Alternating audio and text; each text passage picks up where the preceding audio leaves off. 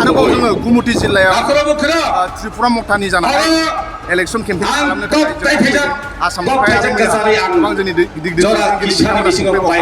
दिनै गुमुथियाव महाराजा बुबाग्राखौ नेगासिनो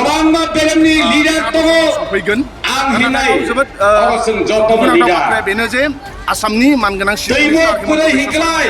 गोबां साननिफ्रायनो थानाय जे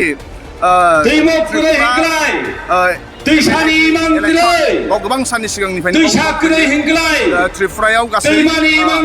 60टा एमएलए समष्टियाव मथाया गासै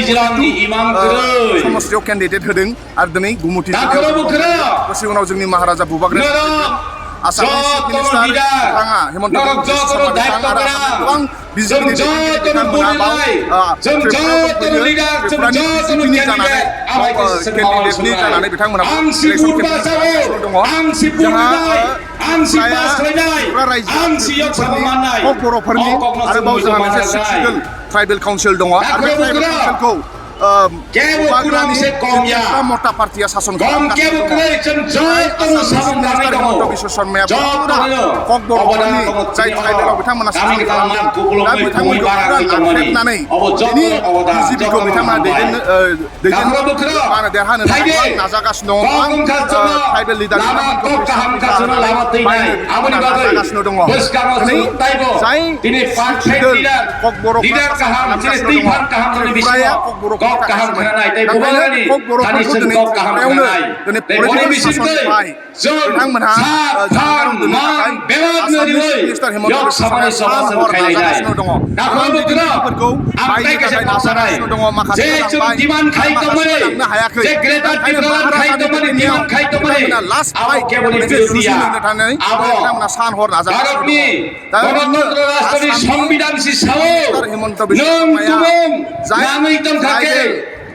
काउन्सिल दङ थानानै गावनि गोसोबादि खुंनो थाखाय होनो नांगौ जोंनि आसामावबो जोंनि बिटिआरआनो होन कार्बि आंलंआनो होन डिमा हासावआनो होन दिनै काउन्सिल डिमा हासावआव बिजेपि जाबाय आरो बिटिसिआवबो बिथांमोना बिदिनो नाजागासिनो दङ नाथाय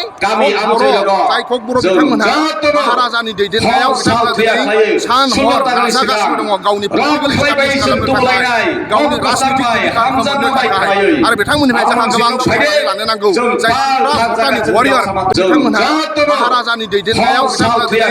सान हर नाजागासिनो दङ गावनि पलिटिकेल स्टेटाब्लिश खालामनो थाखाय गावनि राजनितिक खालामनो थाखाय आरो बिथांमोननिफ्राय जोंहा गोबां सहाय लानो नांगौ जाय भुटाननि वारियर बिथांमोननिफ्राय लानो नांगौ आरो बिथांमोना जुजिगासिनो दङ जोंबो बुबाग्रानि जानानै त्रिपुरानि जानानै ककबर'नि जानानै बिजेपिखौ सिपिएमखौ आरो कंग्रेसखौ फेजेननो थाखाय जोंबो गोबां साननिफ्रायनो महाराजा नांफानानै ककबर'फोरनि थाखाय जोङो गसंफागासिनो दङ इसोरा अनथों ककबर'फ्रा देरहाथों फैबाय थानाय 16 जि फेब्रुवारि इलेक्सन दङ जाहाथे बिथांमोना देरहायो बेखौनो जोंबो आसा खालामनाय थाबाय गोजोन्थों।